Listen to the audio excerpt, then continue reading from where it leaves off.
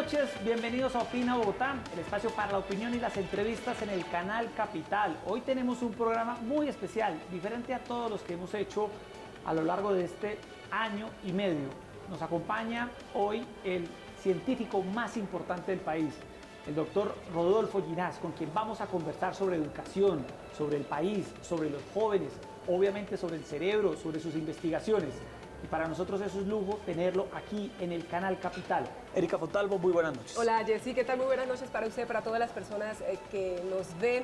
De verdad que es un privilegio tener a este médico neurofisiólogo, sin lugar a dudas, el más importante de Colombia y yo diría que de buena parte del mundo, profesor, investigador hasta hace unos meses de la Universidad de Nueva York.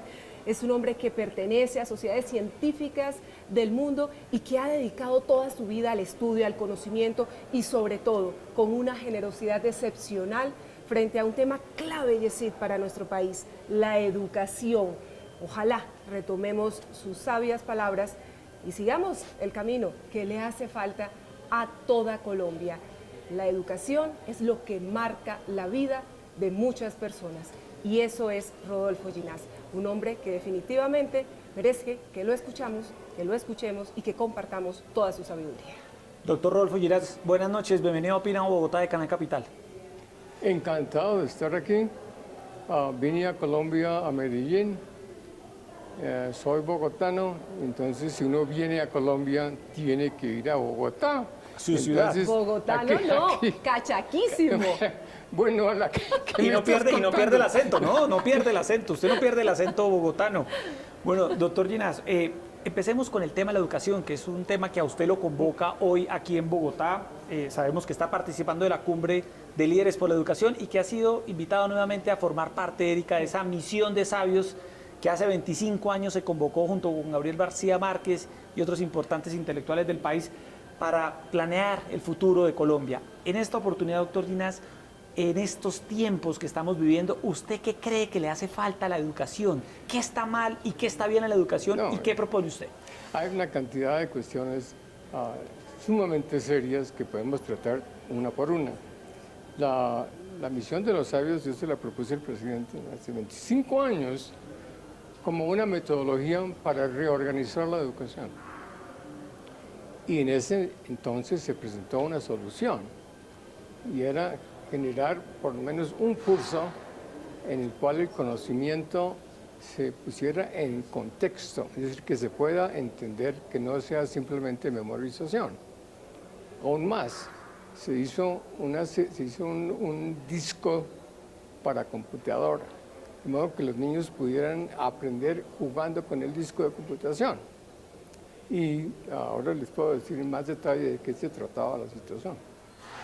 Lo interesante que pasan 25 años y el contenido de lo que vamos a hablar hoy es exactamente el mismo, exactamente el mismo que tuvimos hace 25 años.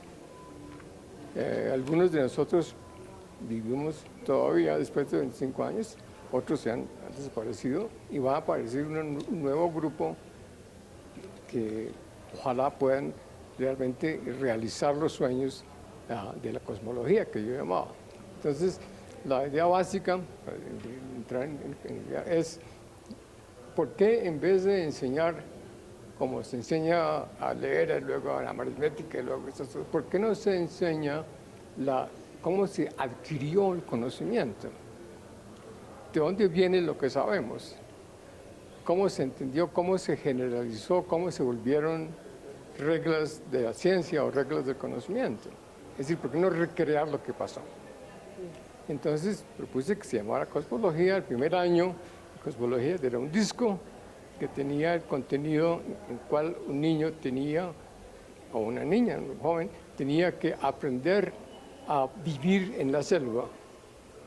¿Qué se requiere? ¿Cómo se mira? ¿Cómo se casa? Es decir, ¿cómo se sobrevive en una situación donde uno es perfectamente ignorante?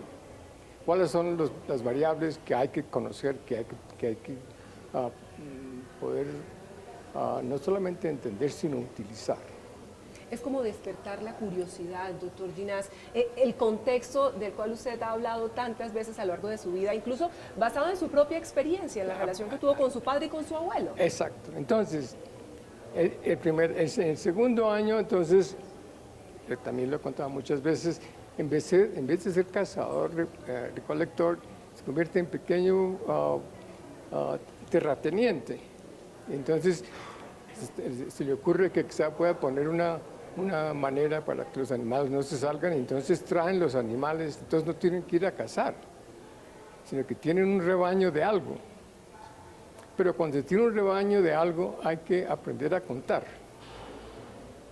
Porque de 1 al 7 no hay problema, pero si tiene 18, entonces quiere uno aprender e inventar la aritmética.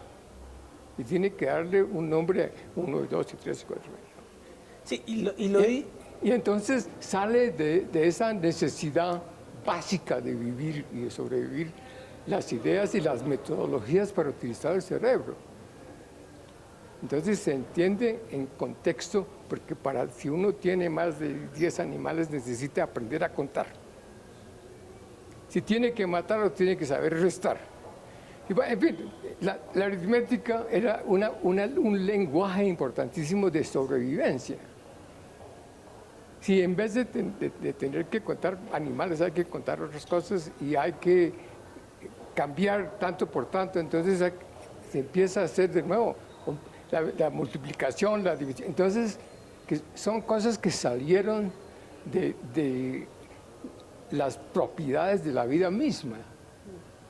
Entonces, si uno de niño entiende eso, se están educando en contexto. Y eso no se olvida. Y se entiende totalmente. Y eso no se enseña hoy. Entonces, ¿por qué no hacemos toda educación en contexto? Una educación en contexto. Y lo dice usted, doctor Ginás, en el libro de nuestro colega periodista Pablo Correa, La pregunta difícil, sobre su biografía. En ese libro se señala que usted no era un estudiante sobresaliente, que a usted le parecían la mayoría de las clases aburridas e irrelevantes. Yo no era un estudiante sobresaliente, yo era el peor estudiante que había. Malo no, malísimo. Espantoso. Y usted decía que las clases le parecían aburridas, Erika, ¿Sabe irrelevantes. Lo único que le gustaba, Sí. el recreo. ¿Y saben qué le iba bien, paradójicamente? En religión. Porque todo lo que uno cree, eso es. Entonces, Entonces, pero la pregunta es, las mismas materias que usted vio en ese momento, pues las tenemos hoy en los programas y en los currículos académicos en Colombia. Esas materias que a usted le parecían irrelevantes y aburridas, ¿cuáles son las materias que hay que enseñar hoy? Mire, la situación es que si uno tiene que aprender a sumar para pasar, entonces ya pasé y no tengo que aprender ya no tengo que sumar.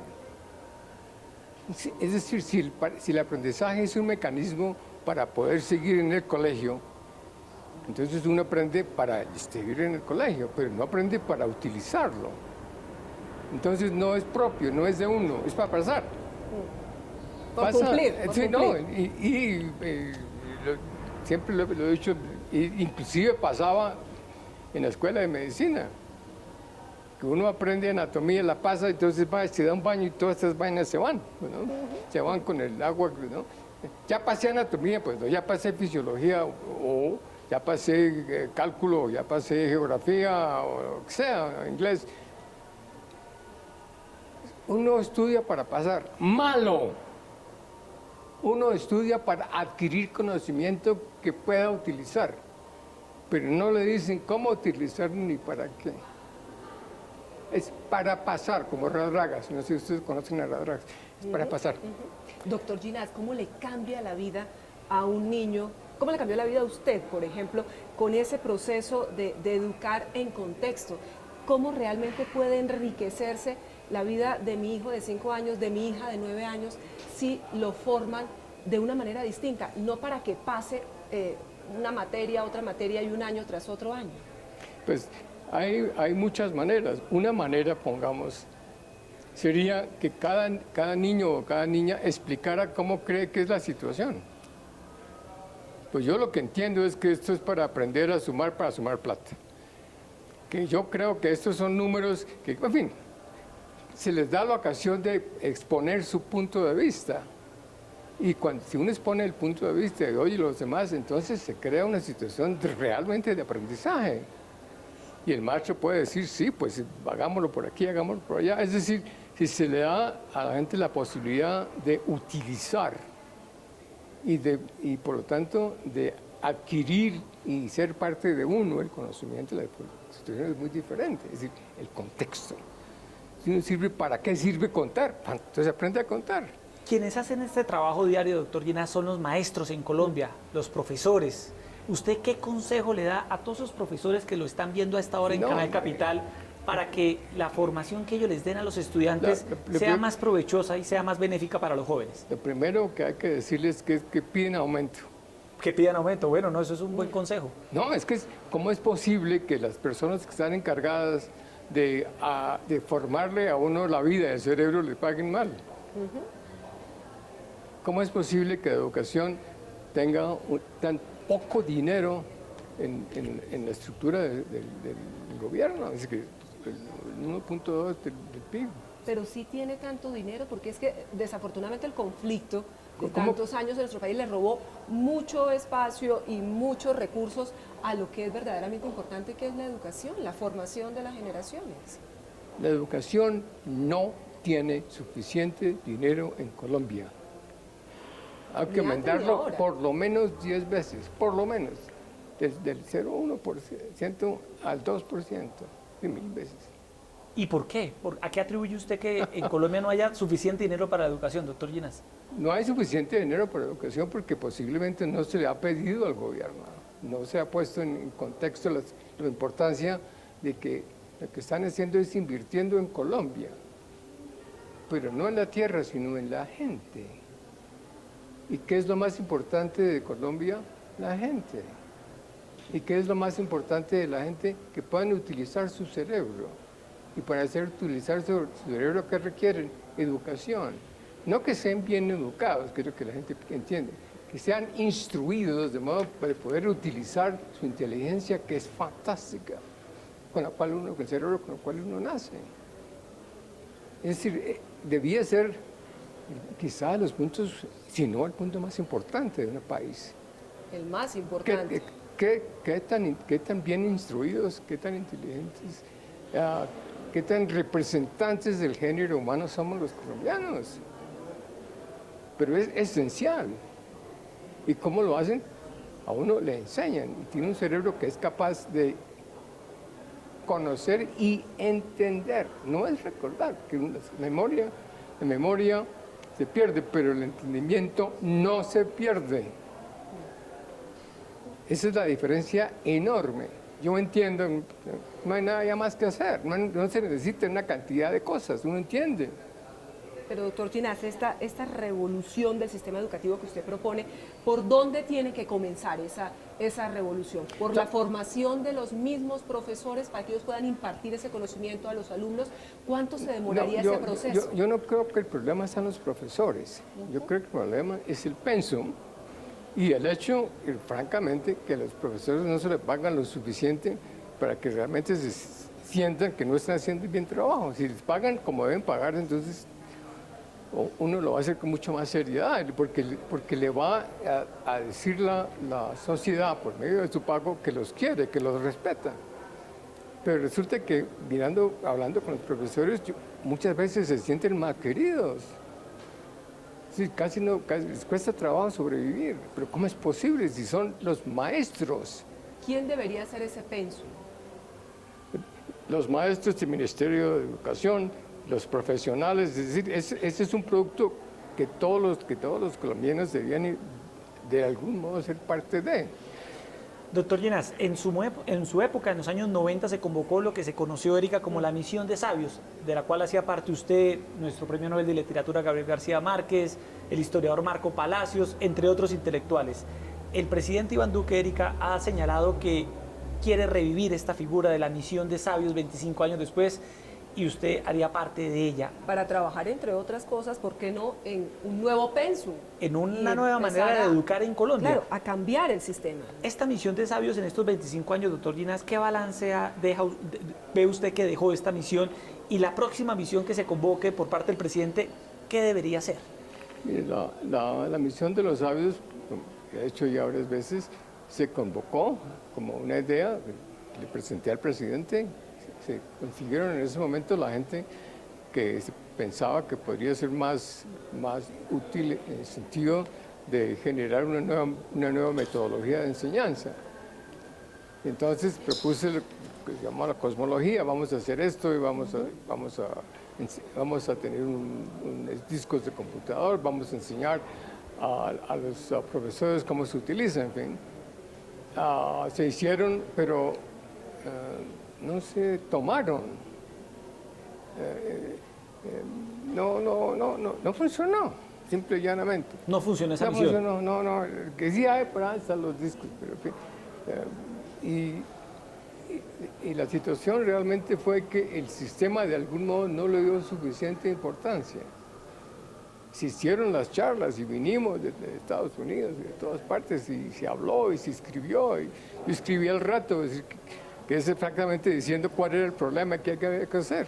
El reto que ustedes lo encuentran por ahí queda exactamente virgen, no ha pasado nada. Sí. O sea, que hay que coger ese documento y volverlo a la práctica hoy en día. Guardarlo, pero qué horror. Prácticamente que actualizarlo al tiempo de hoy. Pero mire, mientras llega ese escenario, Sí. seamos optimistas y pensemos que se va a dar ese escenario. ¿Qué podemos hacer nosotros, los padres? Porque yo quiero evocar ahora cómo su abuelo le enseñó a desarrollar ese sentido de la curiosidad, diciéndole que las cosas importantes las descubría usted mismo. Y si no las descubría uno mismo, pues no eran suyas. Usted tenía 4 años en ese momento. ¿Cómo los padres de familia podemos, mientras llega esa revolución educativa y se hace una realidad, aportar al crecimiento, al intelecto, a ese contexto para nuestros niños? Los padres son culpables de no ponerle atención a los hijos, porque los hijos siempre preguntan cosas inteligentes y siempre dicen, "Hey, chino, pendejo, lárguese", o alguna cosa así, pues no hay Sí. que ser tan desgraciado. A lo bogotano. A la bogotana. A lo bogotano. Sí. Esa es una frase muy bogotana. Bueno, y en vez de decir no sé, o se sienta uno y explica la situación. Entonces, ¿por qué? Porque así lo trataron, es un niño, pues no, así lo trataron a él o a ella. Entonces está reconstruyendo la historia de las personas que luego se casan. Y los niños son, pues ahí crecen como la grama, pues, ¿no? Hay los padres que realmente se toman el trabajo de hablar con los niños y de pensar cosas y estar de acuerdo o desacuerdo. Es decir, la capacidad de tener crítica intelectual nace en la casa. Si en la casa no hay crítica intelectual, pues ¿qué va a haber en el colegio? Chino tiene que hacer eso porque mandé. Eso es, en vez de decirle, mire, si mete la mano en la máquina de moler, el dedito sale del otro lado, pero así hecho pedacitos, ¿no? Que no lo metan. Pero, Ya no lo mete, ya. no, Lo tiene claro. Entonces es de algún modo una falta del diálogo real entre los padres y los niños, donde a los niños les respeten el hecho de que son niños y que se le entiendan, pero que no se les trata como si fueran brutos. Son niños, pero no son brutos. Qué buena reflexión. Doctor Llenas, en esos desafíos de la educación hay un fenómeno que está en efervescencia que tiene que ver con las redes sociales. ¿Usted cree, doctor Llenas, que las redes sociales están cambiando la forma en que nosotros pensamos, en que nosotros nos comunicamos y que plantea algunos desafíos para la educación, este fenómeno de las redes? Mire, las redes de principio son buenas, porque es comunicación entre gentes. El problema es el contenido. Y el contenido nunca va a ser mejor que el intelecto y el conocimiento de las personas que generan la red. Entonces, si es un grupo de personas que tienen un tipo de ideas o un tipo de creencias, las redes sociales pueden ser malas. Es decir, las redes sociales es una manera de difundir las creencias que uno tiene. Ahí usted lo ve como un buen mecanismo de comunicación. Depende de lo que se comunique. Es como tener teléfono, ¿es bueno o es malo? Es bueno Pero sería malísimo que fuera un aparato para que a uno lo insultaran cada 10 minutos. Mato el teléfono. Claro. Y eso es lo que vemos muchas veces en las redes. Sí, es Absolutamente. una Y es- forma de claro. manipulación. Sí, ahora, Exacto. eso nos cambia un poco la manera, doctor Giras, usted que es una autoridad en el tema del funcionamiento de nuestro cerebro. Este tipo de redes nos está cambiando la manera en la que nosotros pensamos, en la que nosotros nos comunicamos. ¿Hay algún cambio? Importantísima pregunta. El cerebro está regido por dos enormes fuerzas. Una, el conocimiento, y otra, la parte emocional. Y la parte emocional es sumamente poderosa. Si por alguna razón se crea una situación de disgusto, de mentira, de cuestión que desde el punto de vista emocional no esté bien, el intelecto queda perfectamente paralizado. Entonces, desgraciadamente, siempre mandará las emociones. Las emociones generalmente no se nos enseñan a controlar. Es decir, a mí, pongamos, me encanta estudiar. Yo en mi vida, digo, yo no he hecho en mi vida una hora de trabajo honesto. Yo simplemente hago lo que me encanta y entonces la otra gente le cuesta trabajo, entonces dice que yo trabajo. Yo me divierto y hago preguntas que quiero hacer y las escribo, en fin, y sirven, ¿no? Pero si tuviera que hacer algo que no quiero hacer, sería una vida horrible. Imagínense qué horror. Tengo solamente una vida, tengo que hacer cosas que no quiero hacer. Y eso es lo que muchas personas les toca hacer, vivir una vida horrible. Porque no tiene educación suficiente para poder ser atractiva en lo que quiere hacer. Ahora, si es fantástica bailadora, pues va a ser bailarín, pues hace bailarín, le pasa una vida estupenda porque le encanta bailar. Es un ejemplo, ¿no? Pero a la gente no se le da la ocasión de desarrollar las propiedades cerebrales que tienen personalmente, y todos somos diferentes, como somos diferentes las caras. Y todos tenemos necesidades, deseos, un poquito diferentes. Y por eso cada uno tenemos nuestra personalidad, que es única. Fantástica la situación.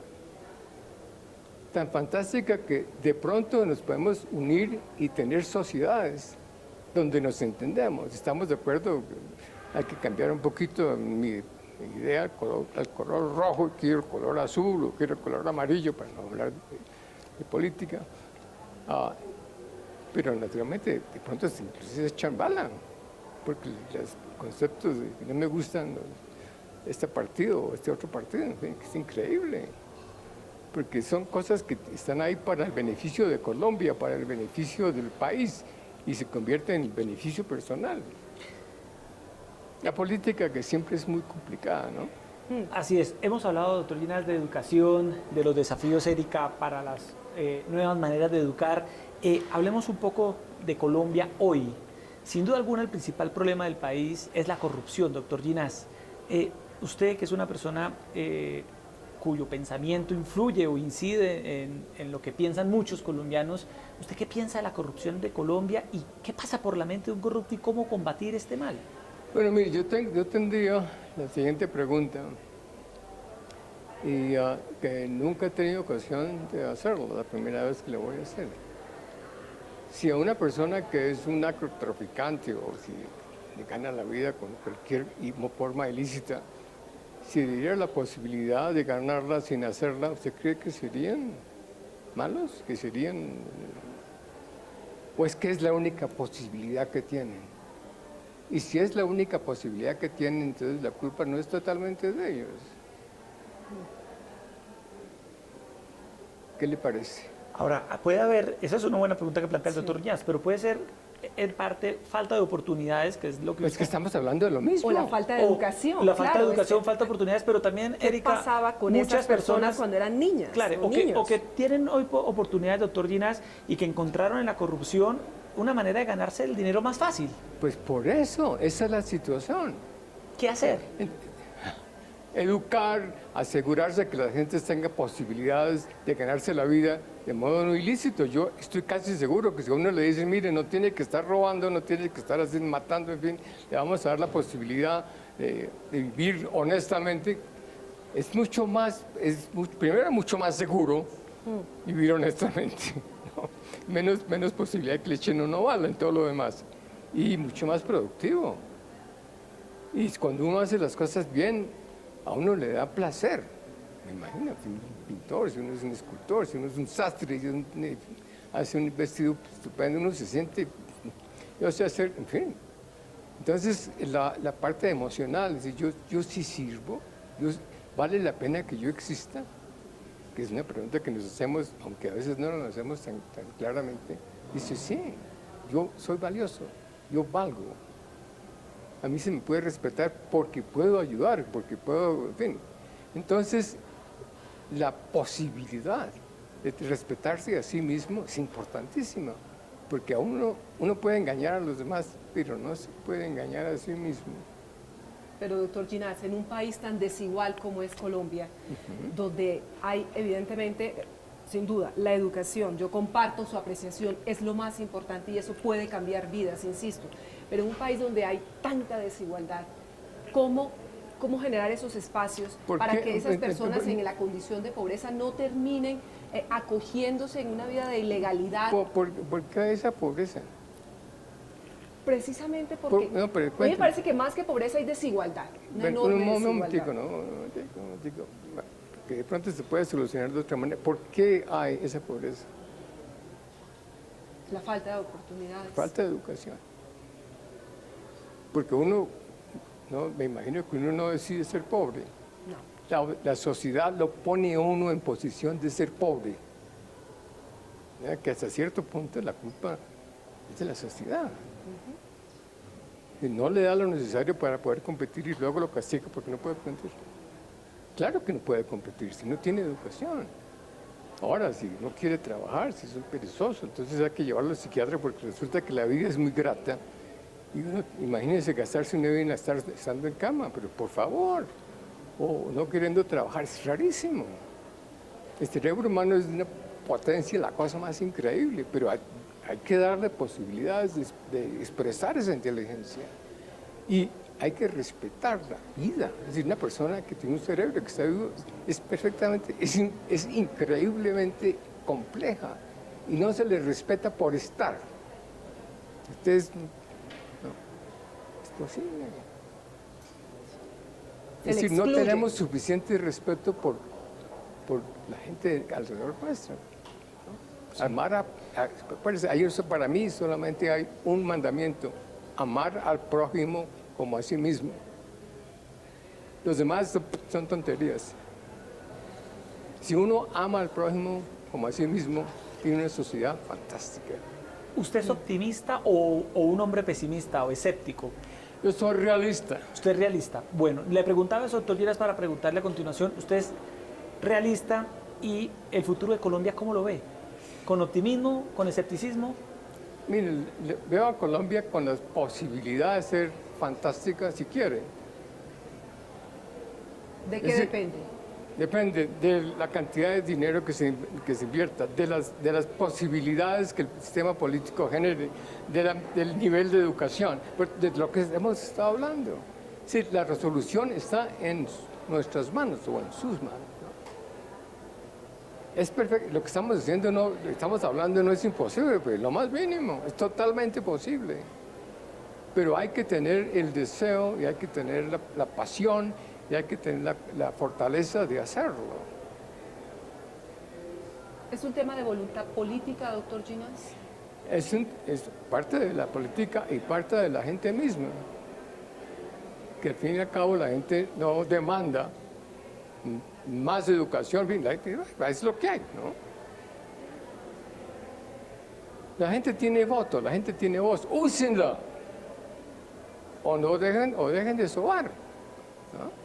O sea, ¿usted cree, como muchos, Erika, piensan que en Colombia no tenemos una sociedad civil organizada, como por ejemplo existe en España o en Argentina, que uno ve, Erika, movilizaciones? O sea, usted hace un llamado, doctor Llenas, si lo entendemos bien, a que la gente se queje más, proteste más, pida más educación de calidad, exija más.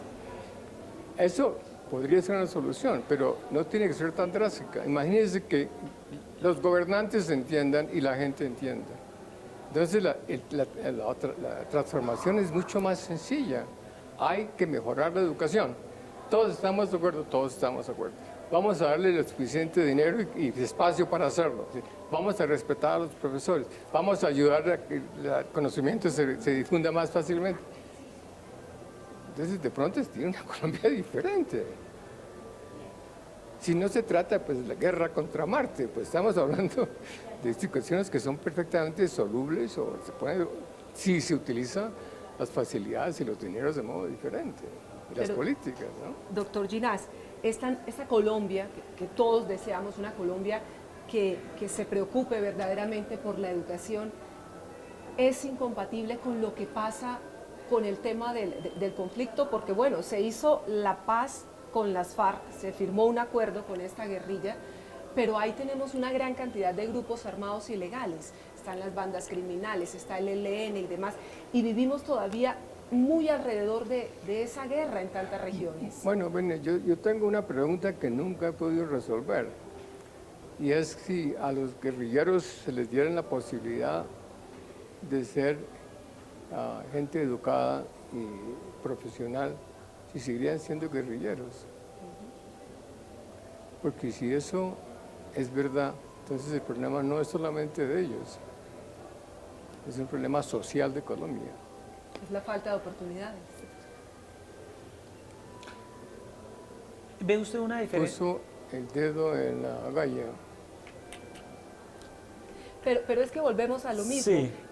Es como un círculo. Sí, sí. La pero hay que romper el círculo.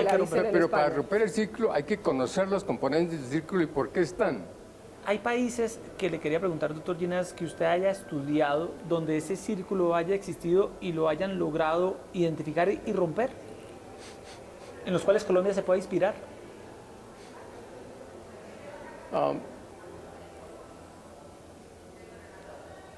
Hay que decir cosas raras. Imagínense la diferencia de China antes del comunismo, cuando era una colonia inglesa comparada con la China de hoy. Y piense qué fue lo que pasó. No tengo que deletrearlo porque usted lo sabe. Cuando uno se respeta a sí mismo, respeta a su gente y ayuda a la gente, entonces se convierte en potencia. Se enseña, se le da oportunidades, se entiende que no viene papá a ayudarnos. Tenemos que hacerlo nosotros mismos. Y existe el talento, existe la educación, existe las cosas necesarias para hacerlo. Hay que hacerlo. Depende de cada uno. ¿Qué puedo hacer No, yo? depende de cada uno, pero depende de la sociedad, que la sociedad esté de acuerdo. Pero yo directamente, como ser individual, ¿qué puedo hacer para que luego aporte a la sociedad y así se vaya generando un efecto multiplicador? Si usted es un profesional serio, si usted hace su trabajo bien, si usted enseña a otra persona a hacer como usted, si usted cumple con las leyes sencillas y simples de la educación o de la estructura social, está haciendo lo que puede hacer. Si todo el mundo hiciera eso, Colombia sería totalmente diferente. Es que no se requiere milagros. Está en las manos de los colombianos tener una mejor Colombia. Sí. Doctor Ginás, ¿a usted nunca le interesó la política? No. Pero se lo pregunto Qué hombre porque... tan No, inteligente. ¿y ¿por qué? ¿Por qué nunca le interesó la política? Porque resulta que yo necesito cosas que sean más reales, que yo pueda decir, a mí me gusta la física, me gusta la biología, en fin, porque la veo y no me echa paja. ¿No? Es real la situación, entonces simplemente el cerebro, pues imagínense, fantástico. Ahí no hay mentiras, ni vainas, ni envidias, lo que es lo que es. Y entonces, dado que solamente tengo una vida, pues imagínense, para usarla ¿para qué? Para entender la vida misma, que me parece fantástico, para aprender la naturaleza de la memoria, de lo que somos, el entender, el ver, pensar, crear. Fantástico. Imagínense que uno puede hacer eso. Descubrir un planeta para su mujer o para sus nietos. No, Eso es menos importante. le preguntaba lo de político porque es que, doctor Ginás, los políticos son los que toman las decisiones que usted plantea, que son soluciones de fondo. Entonces, ¿necesitamos otros políticos en Colombia? Muy buena pregunta. A mí me parece que los políticos de Colombia son inteligentes y son capaces. Yo no sé si el sistema realmente le da la posibilidad de ser buen político o si les fuerza a no ser buenos políticos. Si usted no hace eso, entonces, porque como hay continuas negociaciones, a veces las negociaciones no son muy puras, y si no hace eso, entonces no puede hacer eso. Bien, está todo el sistema de interacción política, que es quizá lo más complicado que existe en el universo. Que hay, pues, que gusta y que no le gustó, y que este tiene más poder que el otro, en fin, y no es una estructura sencilla, es quizá la estructura es casi tan compleja como el cerebro mismo. Y son deshonestos a veces, y son honestos a veces, y les olvidan las cosas y meten la pata. Es que son humanos como todos, somos todos. Pero ¿qué le pasará por la cabeza, por el cerebro a un político? ¿Será que llega un punto en que viendo ese entorno en el que están, se condicionan de alguna manera para entrar en esa dinámica? Como en todos los individuos, ser político o ser médico o ser científico requiere que uno pueda de algún modo interactuar con el medio ambiente. Si el medio ambiente es de cierto tipo, hay que ponerse de acuerdo con el medio ambiente. Porque si no, o no puede ser político, o no puede ser científico. O no, en fin. Imagínense que yo diga, pues el cálculo diferencial parcial no existe. Ah, pues eso va. Porque es una manera de pensar importantísima. Pero es usted muy benévolo con los políticos, a diferencia de la gente común y corriente en Colombia que habla muy mal de los políticos del país. Porque los padece todo el tiempo. Porque los padece todo el tiempo. Usted dice, de pronto el país no les ha dado la oportunidad de ser mejores políticos. Echarle la culpa a cualquiera de las personas de un sistema que no funciona no me parece justo, porque es el sistema. Y si uno está en el sistema tiene que hacer ciertas cosas. Si uno no le dice bien a la persona tal, dice no va a firmar la no sé qué cosa. Es una estructura complicadísima. Entonces sí, pues tengo que tragarme y ir y pedirle excusas o pedirle unas cosas que no me gustan, pero todas esas situaciones son las situaciones humanas. Ese es el problema de la situación humana, que somos muy complejos. Entonces llegar a una solución que de algún modo de lo que la gente quiere. Pongamos, hay mucha gente que quiere poder porque le gusta decir que es muy macho, que tiene mucho poder. Hay otros que dicen, no, pues que si tengo poder puedo tener mejores amigas o amigos, en fin, no sé. Hay muchas razones para querer que el reconocimiento y poder. Porque al fin y al cabo, si uno dice yo soy machismo, pero nadie sabe, pues es gravísimo. Doctor Ginás, ¿por qué a veces nos cuesta tanto ponernos en los pies o en los zapatos de los demás? Porque a veces... porque a veces le quedan grandes o le quedan chiquitos. Sí, y nos falta solidaridad, y nos falta empatía, y nos falta entender al otro. Y somos egoístas, pues hablando de la clase dirigente o de la clase política, pero también le pasa a cualquier persona. Es que los políticos somos nosotros todos somos políticos. La política, que es la que tiene la relación nuestra con las demás personas de una sociedad, es absolutamente necesaria. Entonces hay personas que interactúan con otros por alguna razón que tiene que ver con lo que uno quiere. Hay personas que se comunican con otras personas porque quieren tener una influencia más grande de la que puede tener como un individuo solo. Entonces se juntan y forman un partido, se juntan, hacen un ministerio, en fin, se organizan de modo de tener más poder de lo que puede tener una persona. Se crean maquinarias intelectuales que se llaman políticas.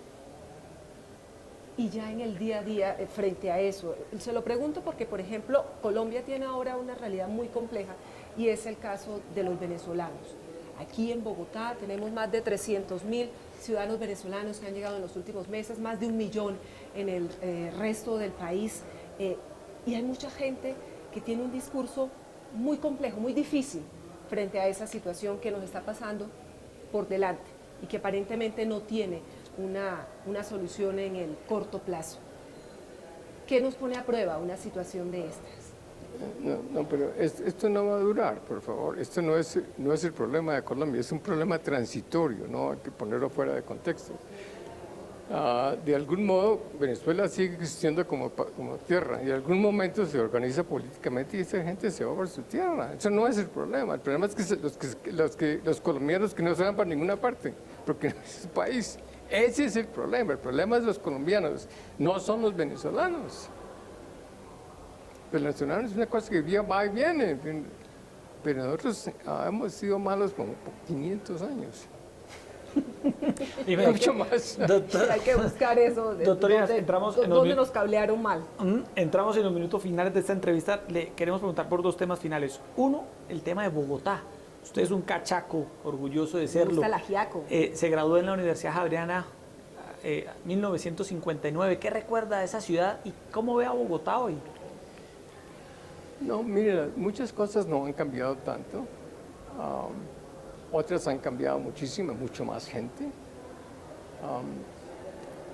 Yo no tengo ocasión de viajar mucho en Colombia, en Bogotá, porque yo voy donde mis amigos, en mi casa, entonces son los mismos con las mismas, ¿no? Y entonces Bogotá, sí, pues ya los mismos y las mismas tienen hijos y tienen nietos, en fin, ya están por... Pero claro, uno regresa a su terruño con la gente que conoce y va a la carrera séptima. Yo nunca fui mucho a Las Cruces y posiblemente si voy a Las Cruces sería como ir a una ciudad nueva, porque no la conozco. Entonces todos vivimos en áreas, lo mismo pasa en Nueva York. Yo conozco el área mía de Nueva York y no más. Yo al West Side yo no voy ni de vainas, ¿por qué no? Entonces no ha cambiado tanto desde ese punto de vista. Y entonces llego a Bogotá y lo conozco y recuerdo, y es una ciudad para mí desde un cariño fantástico. ¿Qué le hace falta de Bogotá cuando usted está en Nueva York? Todo. Ni hay montañas, ni hay gente, ni hay amigos, ni hay casas, ni hay tejas, ni una cantidad de cosas que hace. Casi todo lo que hay aquí no hay allá. Todo lo que hay no hay aquí es perfectamente diferente.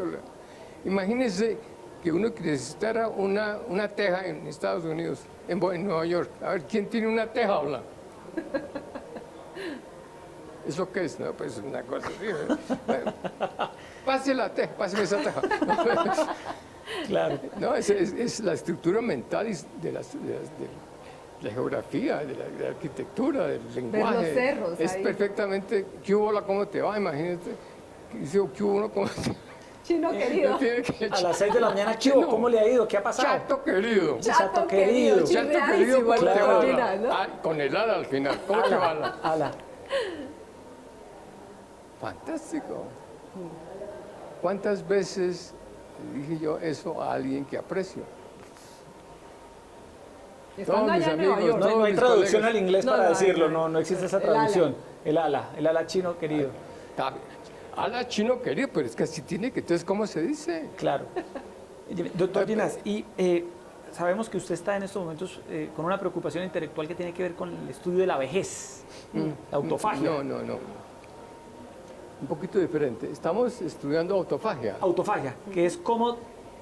Que es la autofagia es es la metodología intracelular que limpia el interior de la célula, que requieren mitocondrias, que requieren toda clase de proteínas, porque naturalmente con el funcionar las cosas se gastan, como se gastan pues las herramientas, lo que sea.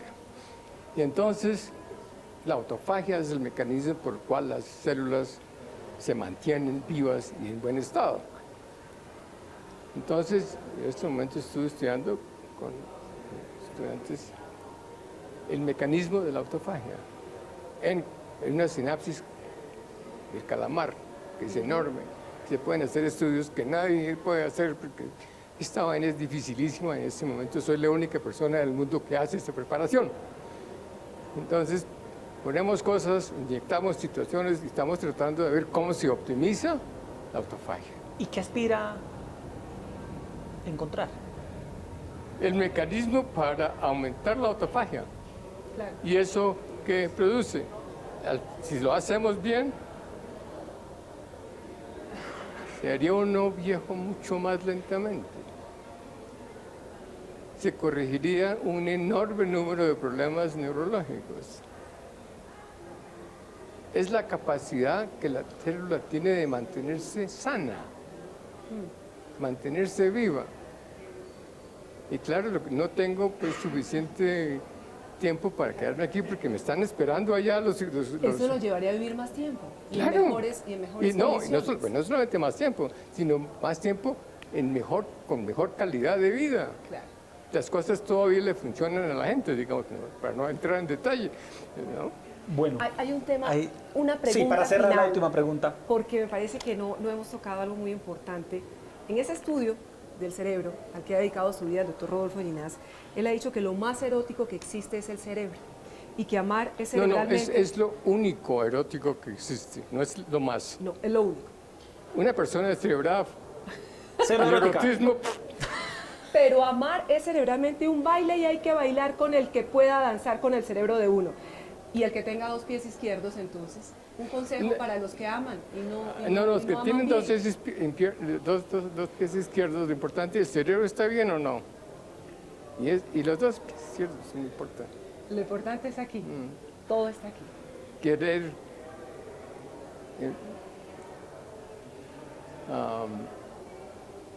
yo estoy casado hace muchos años, ¿Cuántos? 53 años. Filósofa australiana. Y mi deseo de siempre es poder despertarme y besar a mi señora. Lo demás son tonterías. ¿Eso basta? Para la vida, eso basta. Y algún día ojalá que no pase. No, pues, la capacidad que uno tiene de querer, de sentirse querido, es de una importancia pero brutal, pero tiene que ser totalmente honesto. Y la única manera es que uno esté enamorado toda la vida de la persona con la cual se casó. Bueno. Y es facilísimo. El beso. Bueno, pero es necesario. Bueno, estamos metiéndonos en áreas muy complejas. No, claro, el tema se va, estamos tratando de entender todo, doctor Ginás. También hay que aprender a amar, eso a Sí, veces sí. no lo sabemos. Doctor Ginás, muchas gracias por estar esta noche con nosotros en Opina Bogotá de Canal Capital. Lo esperamos de regreso siempre en su ciudad, aquí en Bogotá. Muchas gracias. Encantado. Y a todos Gracias. ustedes, como siempre, muchas gracias por estar con nosotros esta noche y nos vemos mañana, 8:30 de la noche, para hablar de otro tema de interés para Bogotá y el país. Muy buenas noches. Muchas gracias.